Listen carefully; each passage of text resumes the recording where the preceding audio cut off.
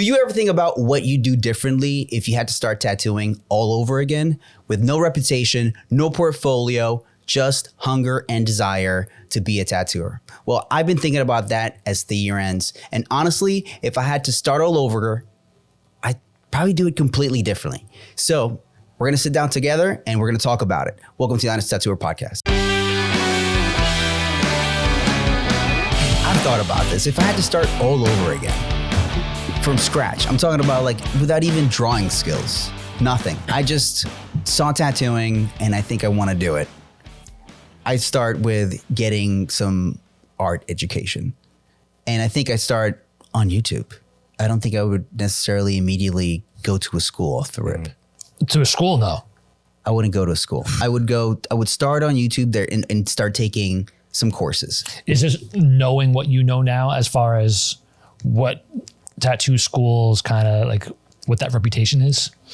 As far of tattoo schools, I definitely wouldn't go to a tattoo school. Or would I? I don't know. I don't think I would. I don't think I would either. No, I don't think they have a good reputation at all. I think it's pretty much decimated, except for maybe there's a few states that I think there's some kind of requirement.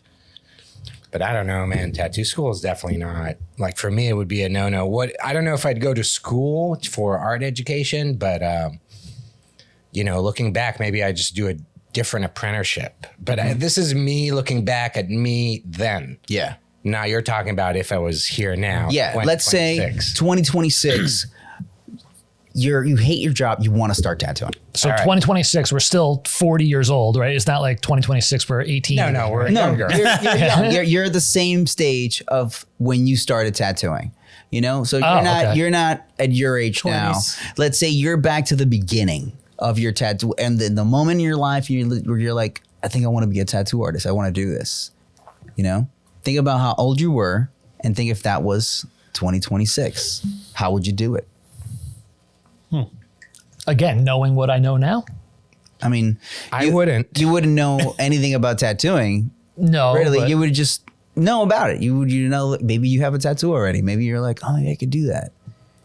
I don't think I would do anything different if I don't know any better. I got into tattooing not knowing a goddamn thing. But I think this is the main thing. Everything about tattooing has changed so much since, think about, there was no Instagram or the internet was barely I feel like there's just more entries into this. There's more doors into this world now. And there's also more doors that lead to like trap dungeons. You know what I mean? Like it's not every door is going to open you up to a success in tattooing. There's more doors, but some of them are going to, you open the door. Yeah. Let's break it down in steps, right? Let's break it down in steps. If you want to be a tattooer, what would be the main skills that you would need? Drawing skills. Number one, right? Then what kind of drawing? Like, would you focus yourself on just like, I'm going to get an iPad and draw? Or would you start like, I'm going to actually learn to draw on paper first, which is like a huge debate now, I feel like with people, where like, no, you should really like get your skills up on paper and then use, an iPad later to kind of just like refine your drawings. Kind of like what, Josh Bauer suggested, of like, start your drawings on paper, refine them a little bit. And then if you want to then tweak them and then you can do it digitally, but always kind of start on that paper kind of base. Yeah. I feel like what you're describing is not much different than the way I was trying or doing it. Maybe I would have put more emphasis on this or on that, but I definitely, before I even started apprenticing and I was already in a shop, I started doing watercolor lessons and figure drawing lessons and things like that on the side. Yeah. Which I think everybody should do. I think everybody should do that even now while they're tattooing, because it helps you with looseness. But again, what would I do today that's different? I don't know. It's a completely different world, but a lot of the basic things are the same. In what way? And what, like, you still need, learn a little bit of drawing, and you need to still get an apprenticeship, or at least, okay, this is the difference. Maybe there's people out there, you're correct, that don't need an apprenticeship nowadays because there's enough information out there. But I feel like the amount of people that are able to process what's out there and then become good tattoo artists, that is already a much lower percentage of people. Absolutely. You know what I mean? And I've seen a few. I've met even somebody recently that I'm like, damn, this guy just pandemic tattooer in a way. I don't know if that's a term or not, but like, and he's doing good work. He went, he got tattooed. He got tattooed by good people. And I think that is what really starts putting people in the right direction. That's something that I did in the beginning, and I think I would still follow that because I still would want to get tattooed as I'm learning to tattoo. Like I would want to keep getting tattooed just to keep being around different really talented tattooers and kind of push myself to that thing. I think something that I would do differently too, I think I would start focusing more on what I wanted to tattoo other than kind of when I started tattooing, it was about being so diverse, being able to like pull off a lot of things. I think now I would specialize more from the rip. I mean, I feel that comes naturally after. and it helps you with fundamentals. Yeah. The way I regret not getting a good old school apprenticeship and trying to cut corners. Mm-hmm. So if I had to go back, I would do that. You would go get a good apprenticeship, a good mentor. Yeah. And then same applies with art school. You can go to art school. I can't remember who mentioned that, but sometimes people need guidance, and that's what art school is good for. I think so. And I think you can go, something it's like my old ideas was that you could kind of like, that you had to go to like a fine art school, Yeah. Now I'm like, oh man, you could just go to like short term, take seminars. Yes, that's LEAs and stuff like that. And then just keep refining your own skills, like, through work.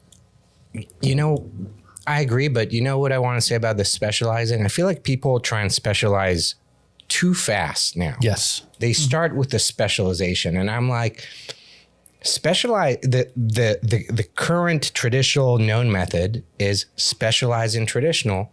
That will teach you all the basics. Mm-hmm. And I feel like that really hasn't changed. And I see it. Honestly, I see it on myself. And I also see it on people that I know that have maybe started in a certain way. And then I was like, maybe you should go this place and do a traditional apprenticeship. And they did that. And their work is great. You know what I mean? Great? No. But is it like it's in the correct direction? Yeah. And I feel like most people that I see in the correct direction, they're doing traditional. And maybe it's New York, I don't know, but they were doing good traditional. And sometimes it's super, super basic. Sometimes it's more like West Coast traditional, a bit more, tight lines or whatever. Mm-hmm. But that is still fucking the ABC. And that is not I don't think that's going to change. The thing about specialization is it doesn't work unless you have a foundation to specialize off of. Yeah. Like if you go to nursing school or you want to be a doctor, usually I'll say doctor first, like they do like a general knowledge of, medicine first before they then advance their studies into specializing into whatever. Like college. Yeah. College does that. Mm-hmm. Yeah, right. You go to, I didn't do US college, but here it's like you go, it has a name. No, fundamental. The first year has a name where it's like, what are you learning? And it's normally something super like vague and open. Oh, I thought it had. I went to art school. I don't know. No. So are you happy, because we went to the same school, are you happy that you went to that school? Not at all. I think it was a big waste of money. Me too. And now it's like $50K a year. It's like double since that's we insane, went. dude. Yeah. That's insane. Are we mentioning the school or what school was that? SVA. SVA? The NYU is like $80K. Yeah. You need $500,000 to study there. Yeah. In 4 years with, living expense. New York is tough. I feel like nowadays you have to be up there to. Stuff for the parents, like $500,000. Yeah. That's what dude? It's a lot. So another thing is I would focus on early on, I would focus on like learning how to take good photos and I would learn and focus on like how to market myself better. Those are things that like for a long time, like as a tattooer, you didn't really have to work on that much because you're like, oh, I'm going to work at the shop. And then this is reputation, word of mouth. My designs will speak for themselves. My clients will bring other clients. I didn't start thinking about like starting to like kind of create a visual language of like, oh, these things identify me visually, you know, thinking of yourself like as a brand. Yeah. That didn't come much later. And, you know, like I think somebody that's so incredible at it was like Paul Booth, you know what I'm saying? Like to establish himself, like you could. It was a horror brand. Yes. It was the brand. It was the brand as a horror guy, you know, like everything just so well kind of branded that like you could not think about Paul Booth and not just have a visual of like what you would see. Like that's incredible. And the people that like have achieved that in tattooing, I think that's like, that precedes them. You know, like you already kind of know. And that's like one of the hardest things to do. And I think if you start working on those things early in your career, you hopefully will find it. Yeah. I'm going to add on to that also, I would include presenting your work in a more professional way. Yeah. So like even with branding, like have a consistent portfolio, but also like the actual physical presentation of your work. Should be nice and clean. Just kind of give off good vibes. I think I went to Greece, and when I came back, my portfolio was all sticky. I don't know what happened while I was gone. Yeah. Well, there was a really nice image in there. I don't know how to tell you. So I had to get it. I found at my house a new portfolio just sitting there. I'm like, oh, I guess I'm doing that. So I changed portfolios. It was great. Yeah. I saw that a long time ago in a shop where let's say not the lowest person in the shop totem or whatever you want to call it, but like the least the tattooer with less experience had a really nice portfolio, and people would sometimes come in. No, it wasn't this shop, and this was years ago, and people would sometimes come in and they would look at this guy that did like all these amazing portraits and like can do everything, but he had like an old school, like, you know, binder with like nylon and this, and then they would look at the other guy that does like full back pieces in Japanese, and then they look at the guy that had what looks like a book and it's all printed and it's just all papers, and they were like, can I get a tattoo I'll have with this guy? And he worked on his book. So you know, it's the presentation. The presentation sold it. Of course. You know, the tattoos that were put in there were good tattoos, like that represented, and he won people over that way, and was interesting to see, you know, because you as a tattoo artist, when you look through the books, you evaluate it completely different. Yeah, you're like, I see what he did there, or he was covering this up here, or you know what I mean, like you can read more into the images, while just the person coming into the shop is really just looking at the whole thing, or I don't know what catches the eye. It could be the book. Back in 2011, back in 2011, I was in Miami for Tattoo-La-Palooza. Mm-hmm. It was a very, very quiet show. That's the period of time I'm talking about, by the way. So it was a very, very quiet show. And I didn't know many of the names that were there, but I did recognize a couple of them. And so by 2011, I've been tattooing a couple of years, trying to get my name out there, trying to mingle a little bit, right? And I'm walking around looking at people's portfolios, and I'm walking to the people that I know I've recognized their names, but I don't really know their work. Mm-hmm. And there was this one guy, I'm not going to name him because this is kind of shit talking a little bit, but I was like, oh man, I know this name. I'm going to check out his work. And I look at his portfolio, and before I even open it, it was beautiful. It was a handcrafted, leather-bound portfolio that someone, like he paid this girl however many hundreds of dollars to make this portfolio.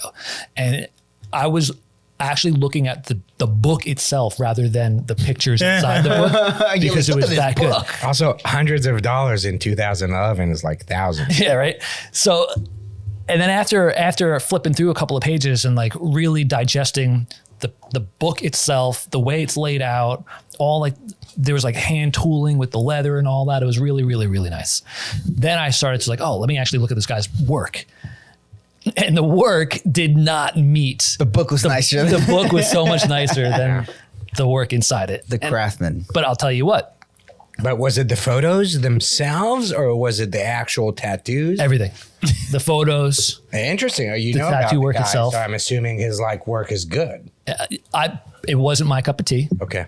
But you all know who he is. Do we? Known guy. I'll tell you later. Did I work for him? No. All right. No, did I work? But what was that? 15 years later, that was 2011. Yeah. I'm still thinking about that book. That was a really, really nice book. So good. Wow. Okay. Interesting. So Craftsmanship. craftsmanship, Not presentation. about the inside of it. Yeah. No. Are they still for tattooing? I believe so. Yeah. One huge thing that I think didn't really matter at all back when I started, but I think it would be huge is storytelling. And by that, I mean like telling your story. And from the beginning, like online, like you're gonna like make content of your apprenticeship, of your struggles as an apprentice. You're gonna you're gonna start creating content. Your tattoos at this point suck. But guess what doesn't suck? Your attitude doesn't need to suck, Yeah. you know? The way that you market yourself doesn't need to suck. So like start building an audience by like showing your story, you know, like the good things and the bad things that are coming with it. Like, you know, start making videos about like my life as a tattoo apprentice or like my life, you know, other people will relate because they're sharing that or because they want to see, everybody wants to see like a comeback story. Yeah. Everybody wants to see like somebody's growth. Some people might just start following because like, I want to see where this goes. I want to see where, you know, what happens with this person. You know who's doing that? And it's working really well, but he's also got a lot of hate is the hot scratcher. Right. That's his whole thing. That's his whole thing. He's like, I'm going to document myself learning how to tattoo, figuring it out on my own.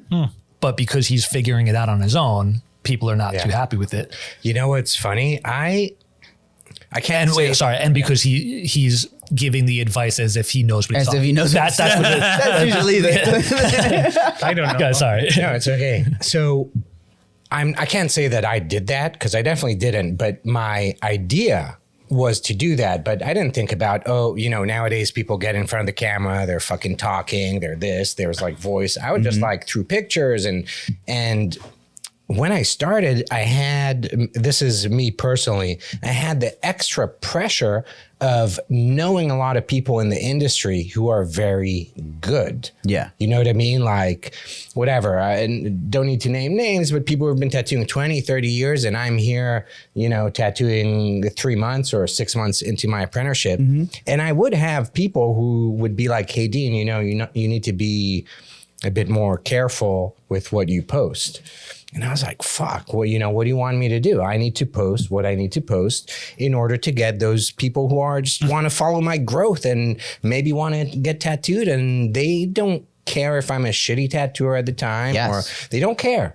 They want to be part of that, you know? And I just wish I went more harder on it. I still did it. And you know what? I remember, this is a kind of a funny story.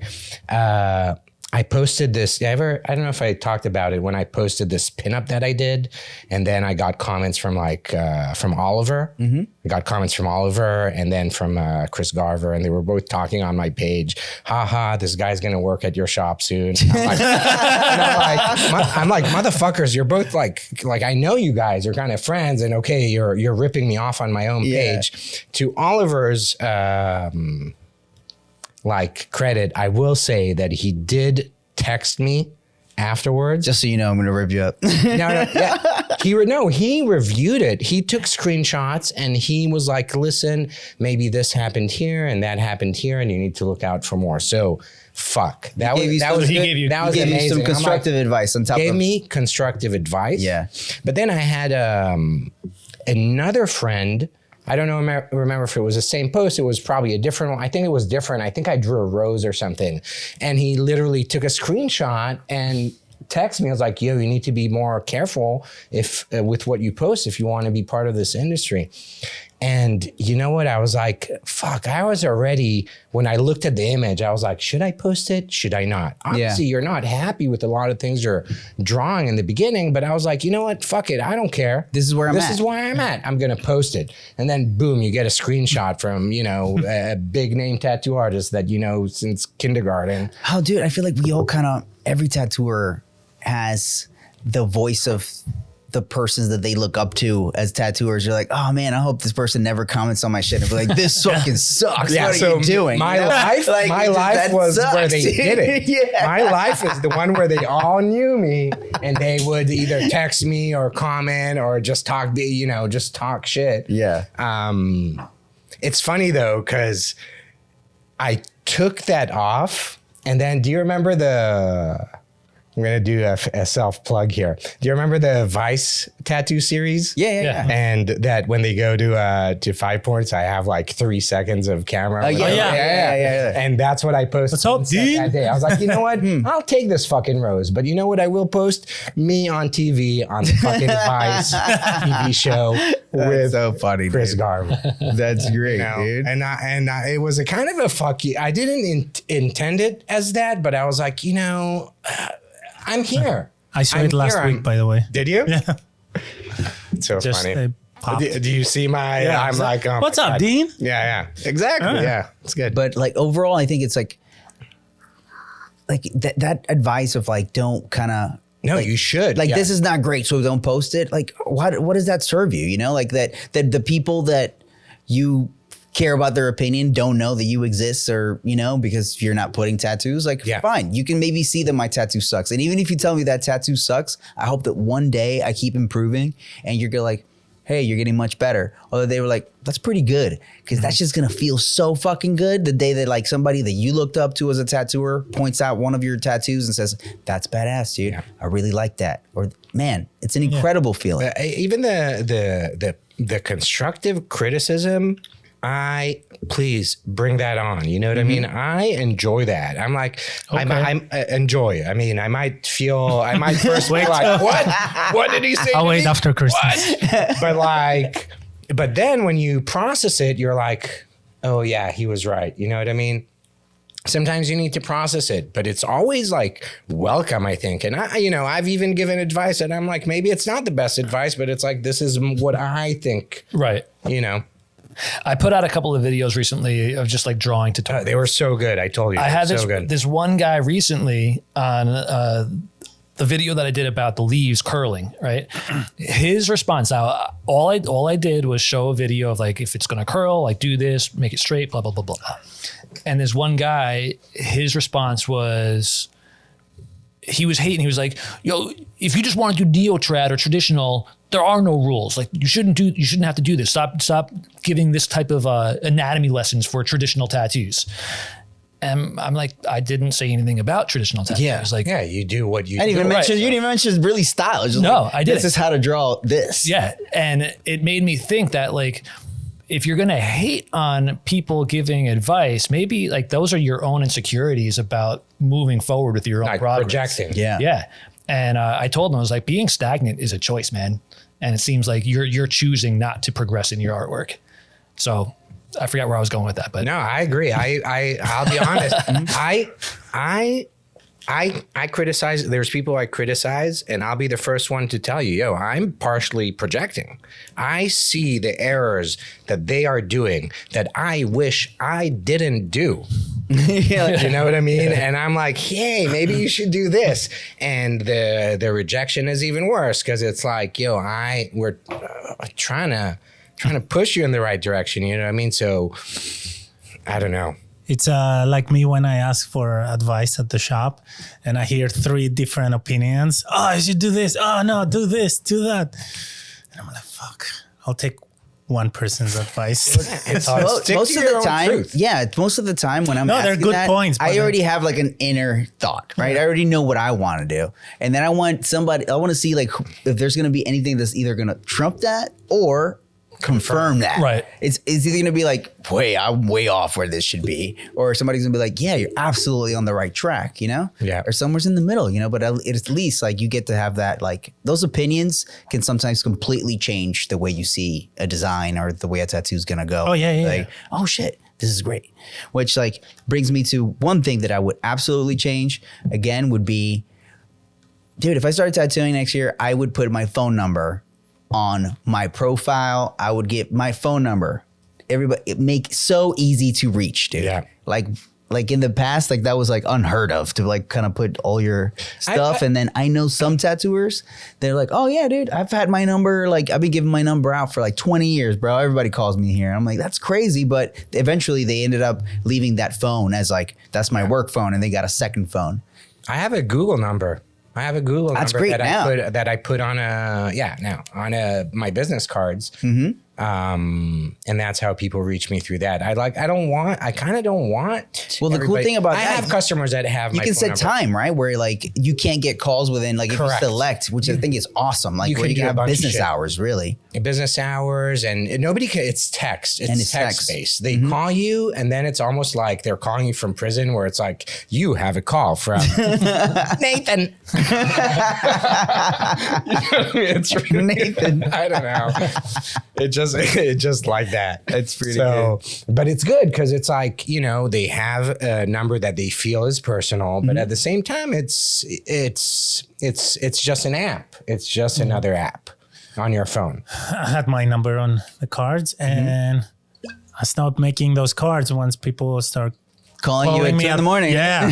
They're like, dude, what the fuck are you doing? 3 a.m. People are wild like that. They're like, bro, I had a great idea. I just had to tell you.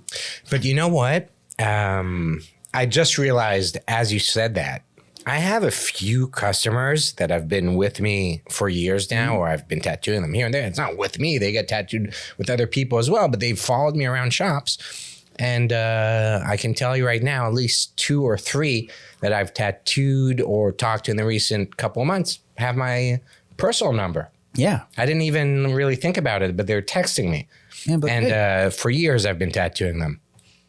So it does create definitely a deeper connection in people's minds, which is what you're talking about. Yes. Deeper connection. A deeper connection, especially if you're like fucking tattooing a shit ton of people every month. And I get it. It's going to become harder to kind of like communicate with everybody to the same level and build the same kind of like relationships with your clients because you got so many people. But when you're starting out, if you get one, if you get one whale, and by a whale, it's like one guy who's like, you're my guy. From now on, you're doing all my tats. And he wants to get tattooed like every week or every other week by you.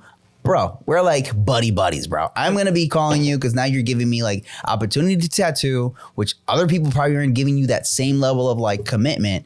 Fucking, yeah. You got to be one-on-one. Well, I was going to say that like the people who have my phone number earned that phone. They earned that. I'm not going to give it to anybody. Yeah. If you get tattooed by me once, or you haven't even gotten tattooed by me yet, but you want to get tattooed by me, you're going to email me. You're going to send me a DM or whatever. Yes. After we get to know each other and you become my buddy, I'll give you my phone number. Because I feel like those people who now we have a relationship and I've known you for a while, we've got mutual respect for each other. You're not going to text me at 2 o'clock in the morning. They know better. They have some respect. Yeah, for sure. It's the idiots that were like, oh man, I just got this guy's phone number. Yeah, we're cool now, right? Yeah, I'm going to text him at 2 o'clock in the morning. Man, I got a bag of cocaine. 2 a.m. Let's go. But that's because you're at that point in your career. But I do think if you ain't got nothing, everybody is gonna get that like top treatment until I don't know. Man, I don't know. It's difficult because I feel like you do need boundaries. You need boundaries. For sure. Like tattooing is a strange one because even like a lot of shops are called like social clubs sometimes. You know what I mean? Like I feel like it's a thing because it's like it's people come hang out. This. So it's like I feel like in the past the private and professional was a lot more mixed. You know what I mean? Like even shops that I worked at, people were always like, you should go to the bar and get customers there. You know what I mean? And get customers at the bar. And I don't know that it still works. I mean, of course it still works that way. Yeah, it still works. But I feel like there's also other ways. I don't feel like you have to be a social butterfly to gain clients, for example. And it's okay to create these it's even healthy to fucking create these boundaries. You know what I mean? So even at the starting point, even though at the starting point, I get it. You need to be, let's be honest, you need to be a fucking whore. And, yeah, you do. Yeah. Throw your fucking number out there. And I was be going to out say, there. like, you don't need to be a social butterfly, but in the very beginning, if you're not social, you need to push yourself to be at least once or twice a week, actually go out there. Because if not, you better be. All you have to do is talk. Yeah. Or you better be very, very good at like promoting yourself online. Yeah. You know, and have like super talent at doing that, which some people do. Yeah. And they don't have to go talk to people. Yeah, that's true. So what you just said made me think, I think if I were to start over, I would invest into somebody who could actually promote my business. I'll pay them however much money that they want or that they request. But you don't make money yet. You don't got no money. Yeah, exactly. Because I was going to say That's the hard part of starting out. That's You what know, I I'll give you wanted. 20%. Yeah, you figure something out. I'll trade you tattoos. I'll do whatever That's I can. okay. Yeah. But that could be a thing. If I you think find that- somebody that's down with that, you know. Yeah. I think that would be number one. But don't forget, you don't have money and you don't have the skills. So it's also harder necessarily. So you find someone who's also he will be like, yo, Like a I'll college do your kid who's- marketing, just do all my tattoos. Yeah. You know what I mean? But maybe your skills are like, you're not Matt Triano, 2025. And I think you guys are forgetting one major fucking difference, dude. One major difference. What is it? Fucking AI, dude.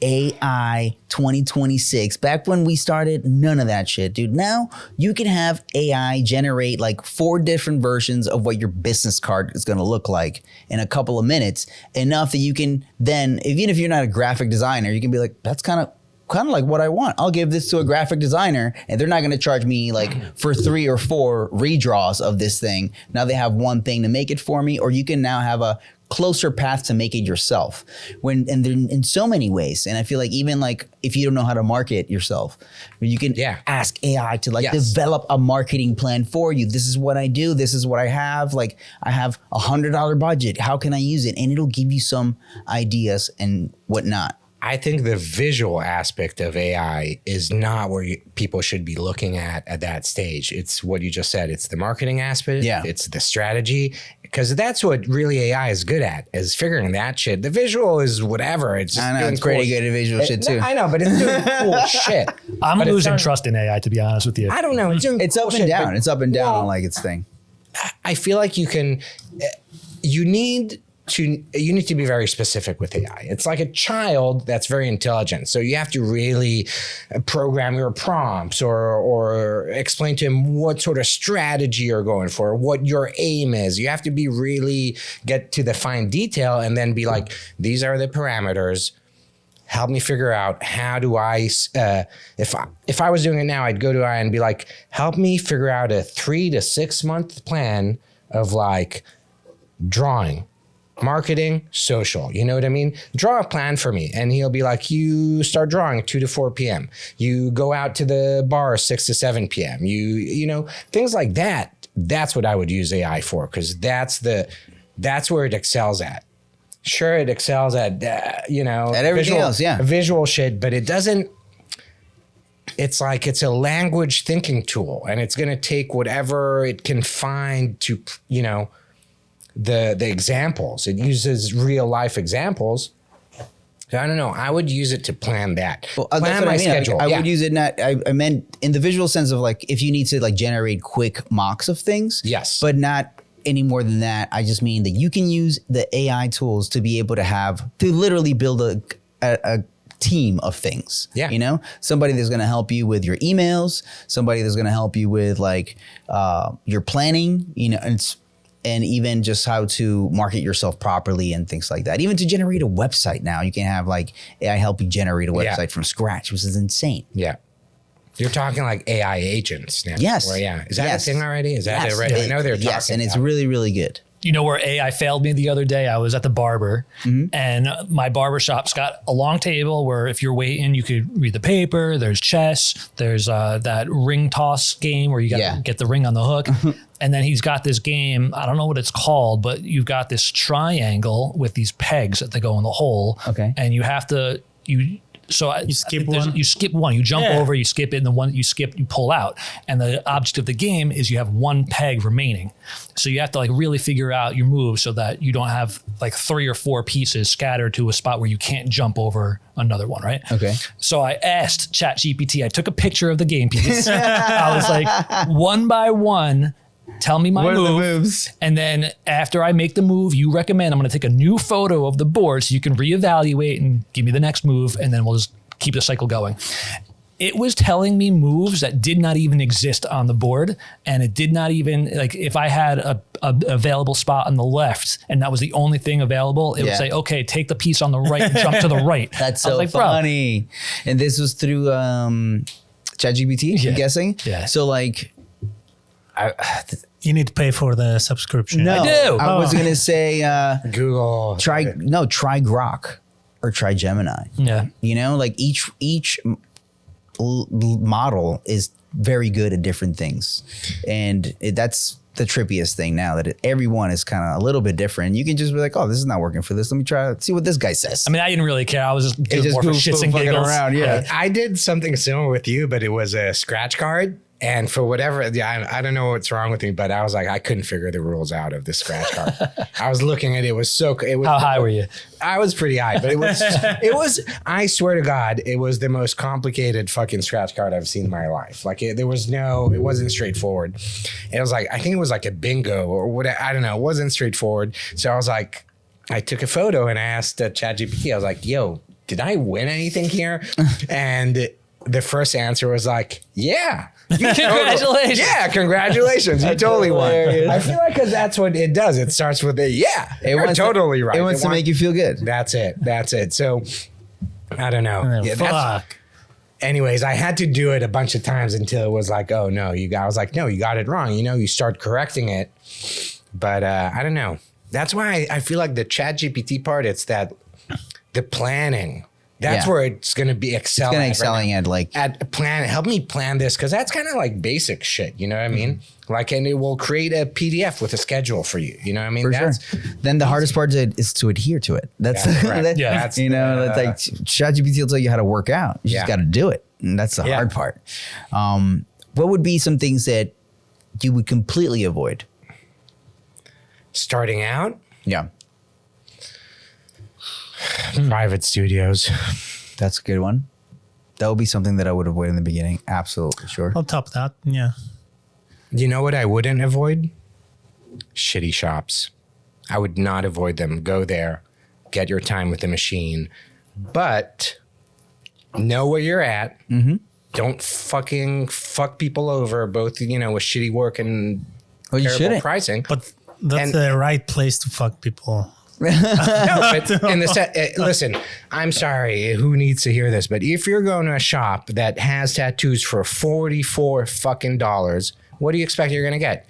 You're going to get the person who's trying out. Yeah, they're learners. That's it. They're learners. So that's the place for people who are starting out and they want to learn and they want to practice. And there's people who are willing to pay that and are willing to take the risk. Absolutely. Like if you like, it's like the, you know, Friday the 13th, you know, if you do it, if you advertise tattoos for $20, you're going to a bazillion of people. They're like, sure, I'll take something for $20. You want to practice? That's The what one we're time practice. that we did that event at Sadie's, I brought needles that I typically don't use because I didn't want to waste my good stuff. Yeah. And the first tattoo I did, I was like, oh man, this was a bad idea. I shouldn't have brought these needles because this tattoo's not looking that great. And then I remembered like, these tattoos, like they're barely paying. $20. Yeah. Who gives a shit? They're doing it as part of the experience. Yeah. You know, at these events, I've done some surprisingly really good, well tattoos. Yeah? Yeah.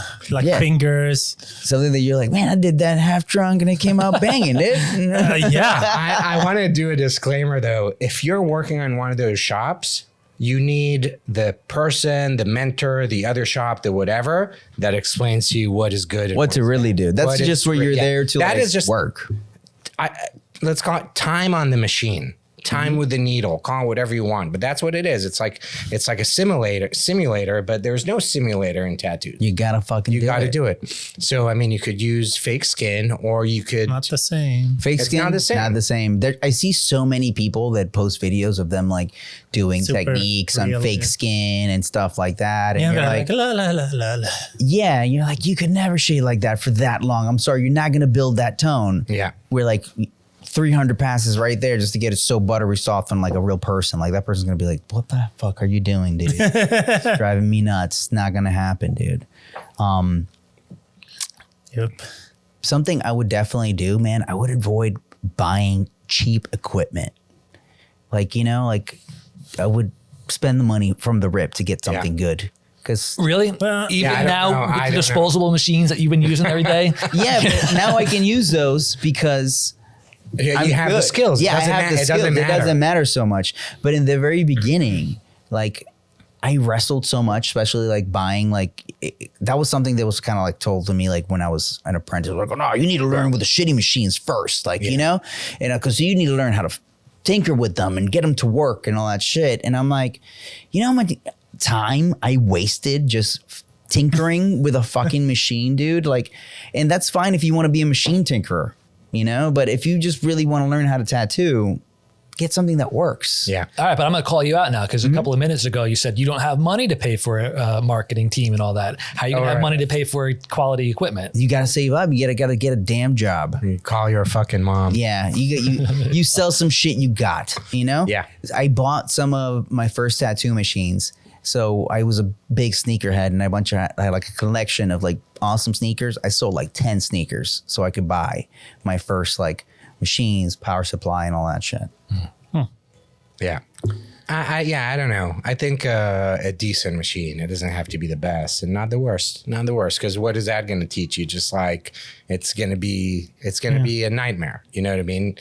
You're not good and you don't have a good tattoo machine. It's going to be That's going to be I started with really shitty Taiwans from Unimax, and then they got so out of tune, and I couldn't tune them up. That's what I mean. got better ones, used them for 2 years, and then I got my first custom, and then I was like, wow, And that's what I think too. Like, really good. You end up spending more money sometimes than just buying a good one because then you're going to buy like 2 or 3 machines and then they're going to just be sitting there. And I get it. Tattooers like to have, they're like, look at all the machines I got. Look at these things. But That's why the saying goes, buy once, cry once. Spend all your money in the one. that's first one. true, dude. Well, before you didn't have the luxury of a pen. You needed like 3 machines sometimes. Yeah. Yeah. My not first one. My first ones were coil, but my first one where I was like, let me spend more money was a Cheyenne, the Cheyenne pen. I used the Cheyenne Thunder before, and I used a couple of those, and I was like, oh, this is really Never nice. owned a Cheyenne. Speaking of They're really Cheyenne, nice. if you're going to still listen, what am I listening to? If you're still going to listen in a couple of minutes, I got a funny, interesting story about Cheyenne, but we'll come back to that in a little later. All right. How about like a used Bishop before V6? Oh yeah, I mean, I go used get a that. good machine. Bishop That's Service. That was a great good. used. Yeah. That would be. They're like the solid. pre. That one's like a pre Dan Cuban. No, Yeah, but you I've know? done like I was doing all my fine line and the smoothest shading you can imagine with that.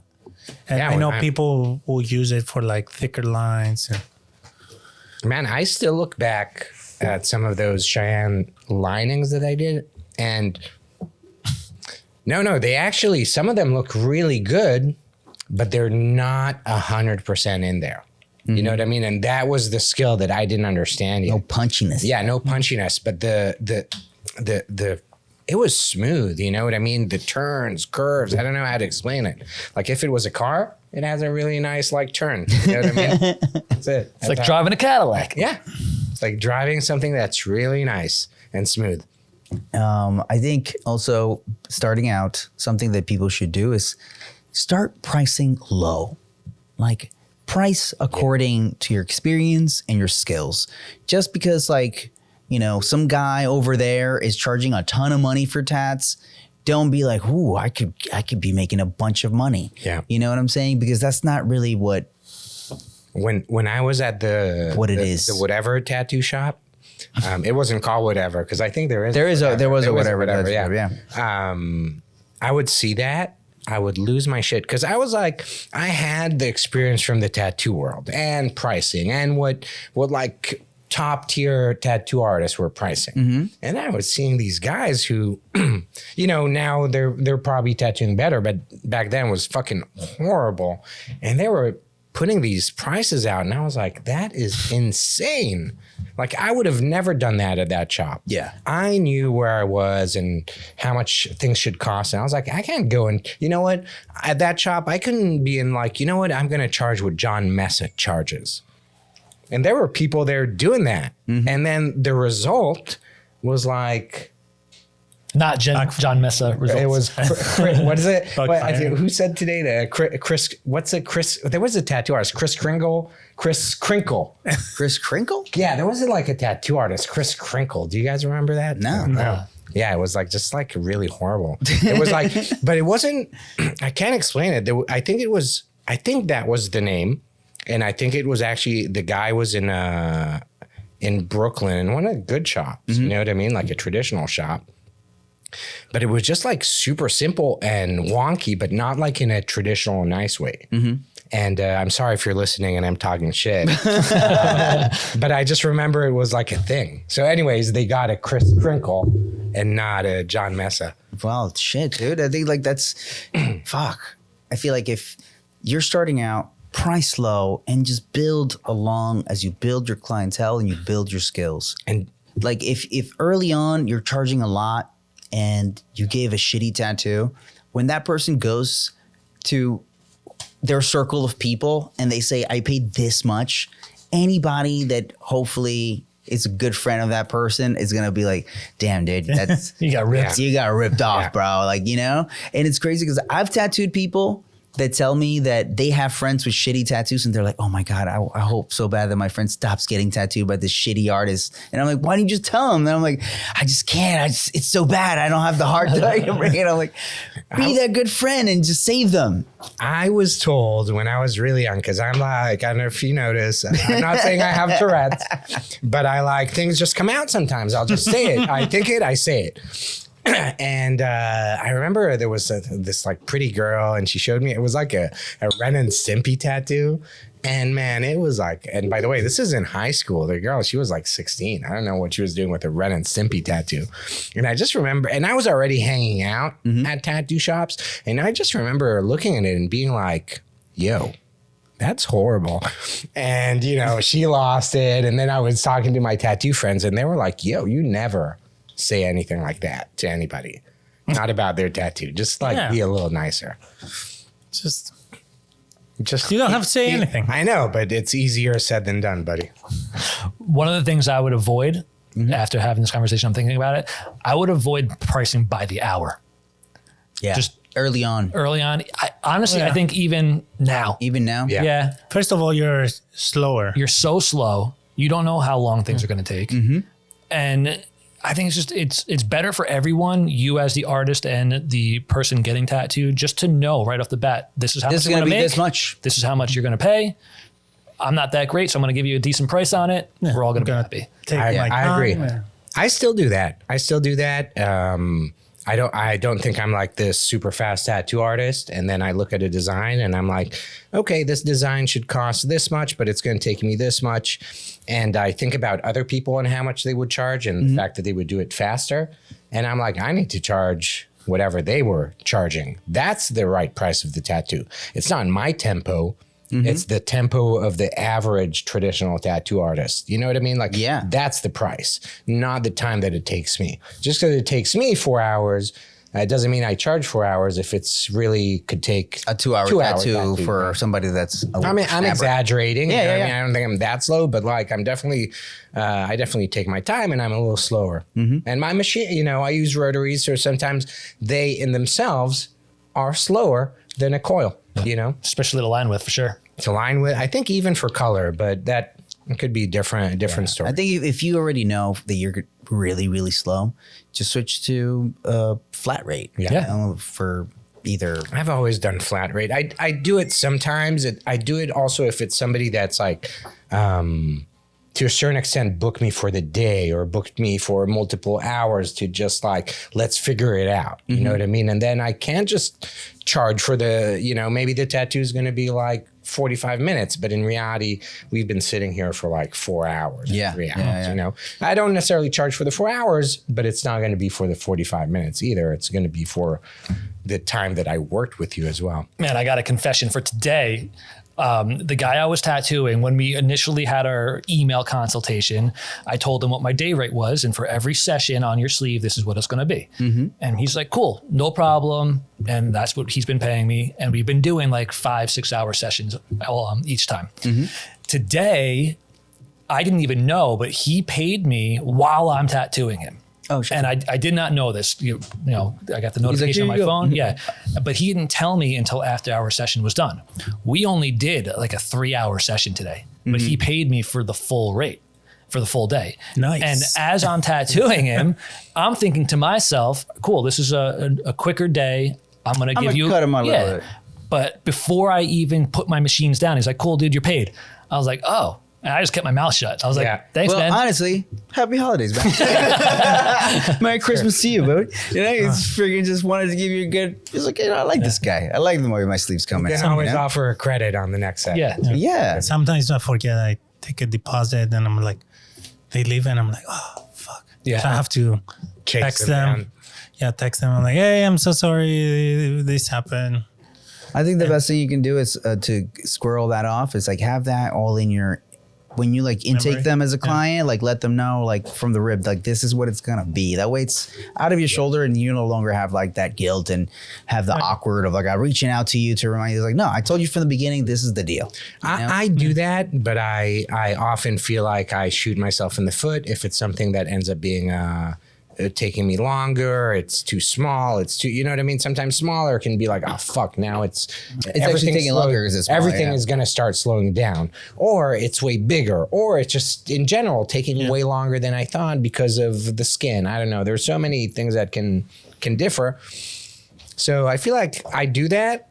I feel comfortable with that. Like this is the price, but often I'll be like, or not often, I wouldn't say even often, the risk that you run is you being, 3 hours in and you quoted them something like an hour and a half, and now you're starting to regret it and hate yourself. I mean, And that I is think a we point. all been there. Been there, but I never want to be there. My aim, and I sometimes tell people that straight up. I was like, my aim, I'll do it. I'll give you a deal. But if I reach a point in the tattoo where I'm like having a harder time, and now my mind is going to like, I can't believe I charged this guy just this much. This is bad territory. That's a bummer. Yeah. It's a bummer. My mind for everybody, because now my mind is like out of the tattoo, out of the work, I and hate it. You feel like you're getting taken advantage of. Yeah, you know, yeah. nobody You wants start to feel- rushing so you can finish fast. Yeah, that's the you worst. try not like with the rushing thing. I feel like you have like these safeguards in your brain where you're like, whatever happens, do not do this.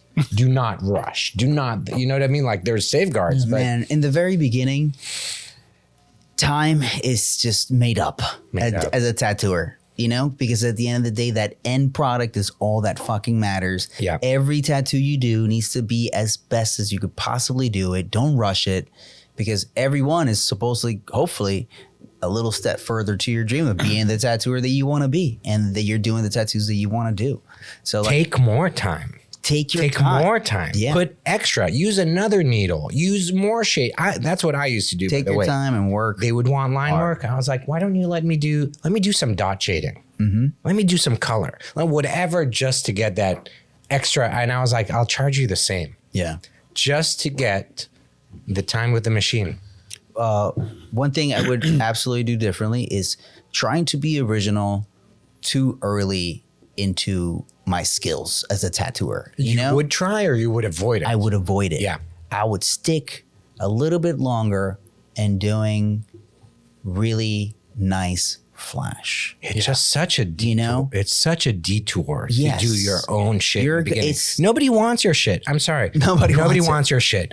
They want good traditional tattoos that have been proven to last a lifetime. You know, and then once you've done that, and technically you're like where you want to be, do your You can fucking start shit. pulling. Then you start do your fine line. shit, you know, Yeah, it's not about fine line, but it's about like this. You know, I want to give you my art.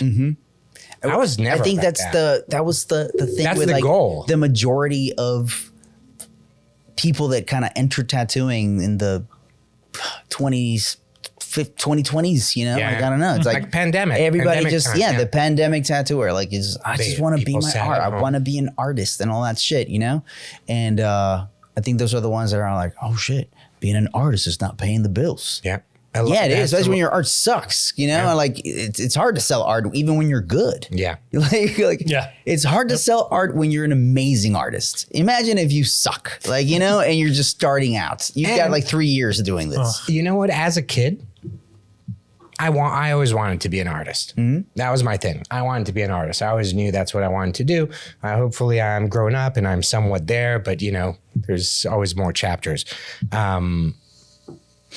But it's like when you go into tattooing, it's like, I'm not giving you necessarily my art. This is more like carpentry, I feel like. Or it's like you reach that stage, but you can't be like, you need to learn the language. You need to learn the ABCs.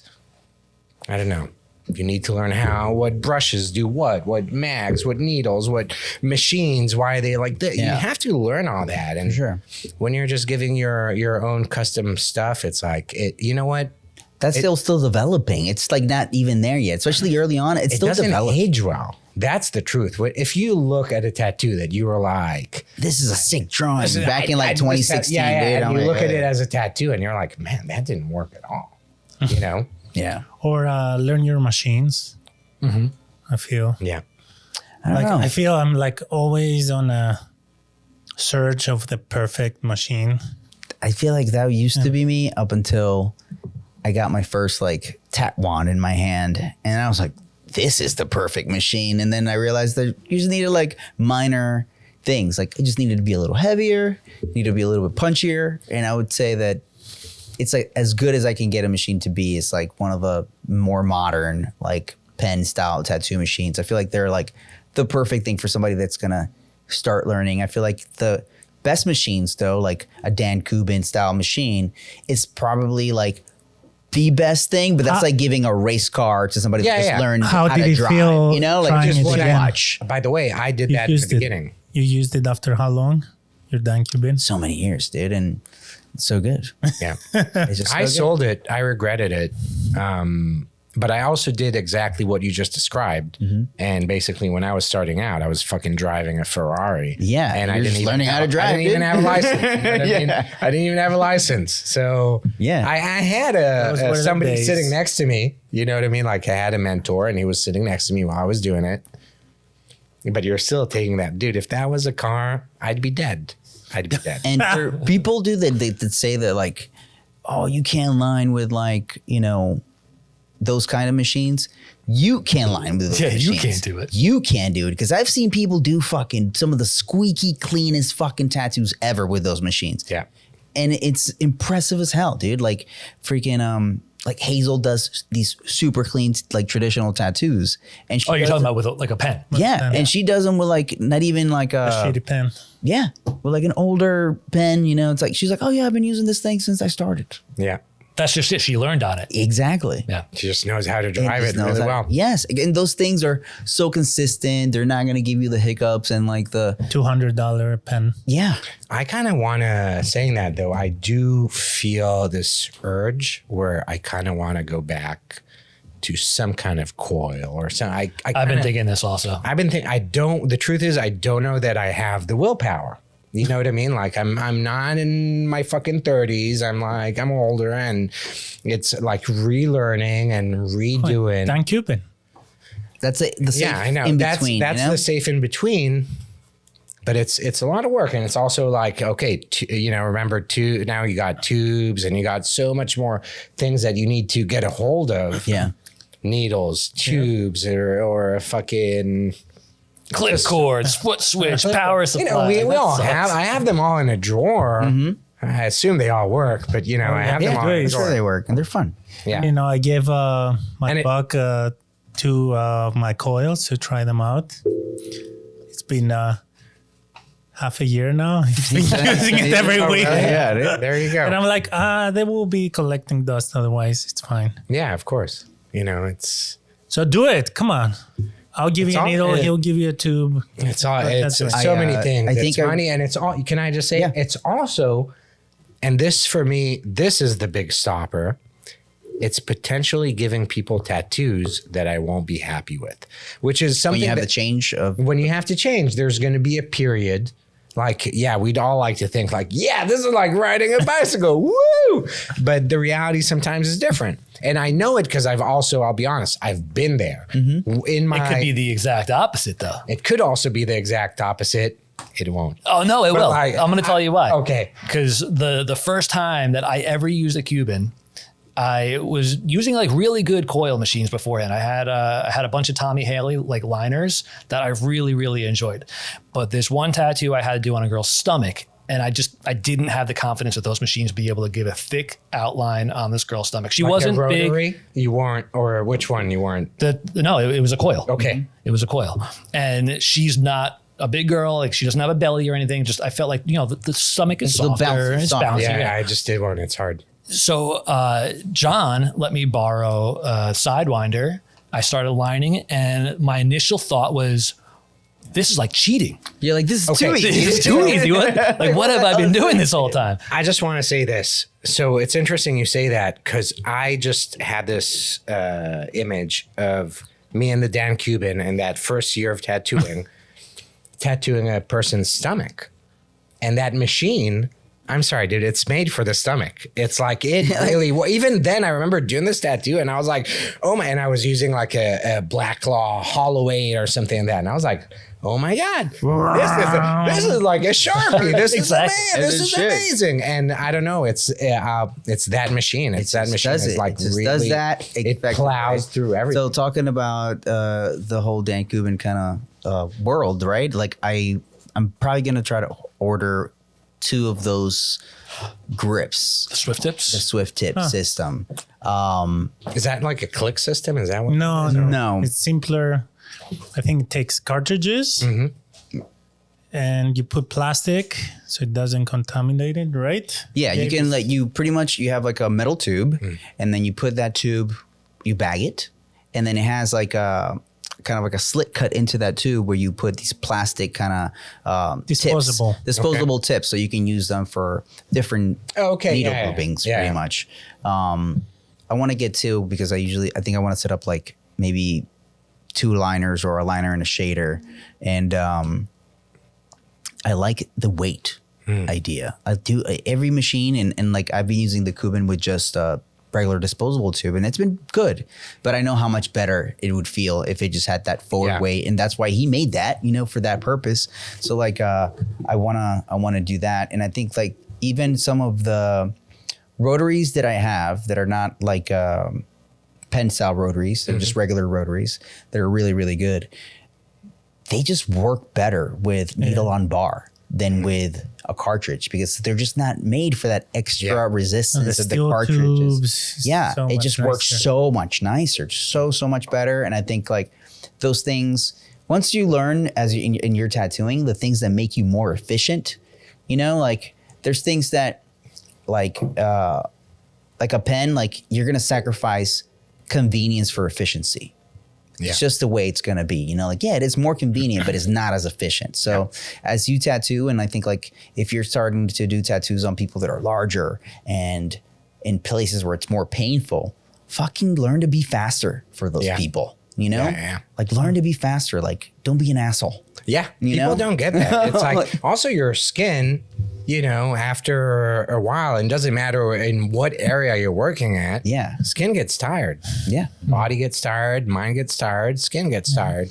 And when you're doing, that's what sometimes about being too slow and also that's where the charge comes. You know what I mean? If you're actually going to be that much slower, they're going to suffer more. Yeah. Maybe a lot more. Give them a deal. Yeah. Give them a deal because they're going to suffer, man. Absolutely. Think of the people that you tattoo. Yeah. And I think that's it's interesting.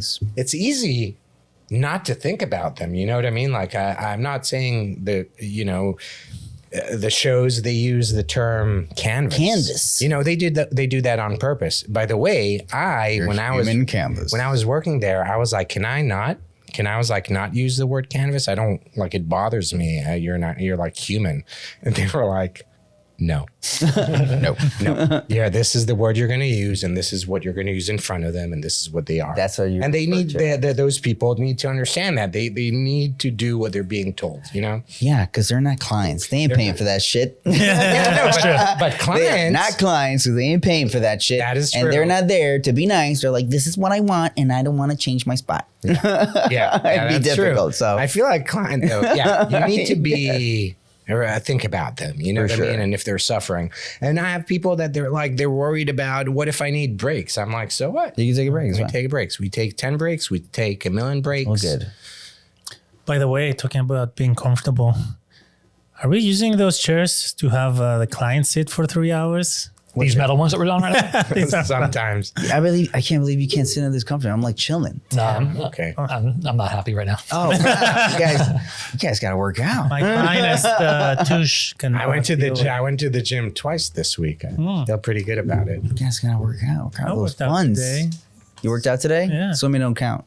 Why? Swimming? Just Great. fucking Swimming with is I didn't great. swim today. I know it counts. didn't I'm just swim? fucking with them. You know what? I went yesterday after 2 weeks, and they're emptying the pool. It's very unrelatable.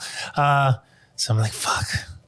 So I have to go Start after swimming in the East River. Yeah. Yeah. Ooh. Go swim my way back. There's other bodies back there. Bring back cholera or whatever disease is that's in the river. Well, I think this is the perfect something time to say, if you've been listening this far, now that we've strayed so far off, we want to thank you for joining us every week and spending time with us and sharing not only the love of tattooing that we have, but also being part of this community. And we appreciate all of your comments, and we appreciate that you watch, but really we would appreciate if you watch the show, that you subscribe to it, because I just looked at the stats, and like 42% of the people that are watching the shows on the regular are not subscribed. Interesting. So come on, 42 of you guys, 42% of that. Naughty. Naughty.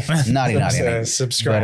But thank you guys so much for hanging out with us, and we'll see you soon. Wait, hold on. hold on. We got to go back to what I said we're going to come back to. Oh, shit. The story Yeah. with Cheyenne. Oh, yes. So I recently got an email from Cheyenne asking to be like a collaborator for a sponsorship program. Amazing. And it came from their manager, Bethany Oni. Okay.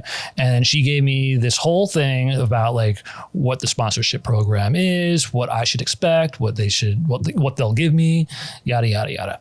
But I noticed right in the beginning, it wasn't directly addressed to me. It just said, hello. It's a group. Hello. Hello. Yeah. No name, no nothing, right? And then it went on.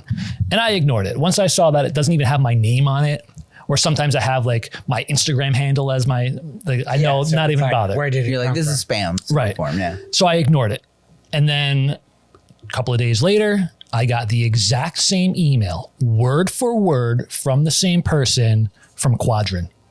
Nice. Wow. The yeah. exact same email. New scam, guys. New Right? scam Like, alert. is it a scam? Is it like, Well, they- have you, are we they can owned it? we can Do they figure it out. own? Respond to it and be like, yeah, I'd love to, and see what they ask of you. They might ask you to like, all we need is for you to send us a check of blah blah blah blah blah. This will pay for the shipment of all the stuff we're gonna send you. I got Some that shit from like a tattoo supplier. you know what I'll do is I'll write up a response, copy and paste it, and email it to both of them exactly the same way. That's really good. Interesting. Yeah, I That's wonder. pretty good. Same bot will read it. What about I'm sure you checked the actual address, the quadrant.com? Or? It came from, it looks like legit email addresses. Interesting. You see, that's where I feel like ChatGPT comes in. It's from a Copy, paste, Gmail, or did then it you're come like- from @quadrant.com or blah blah blah? That's a good question. Let me double check.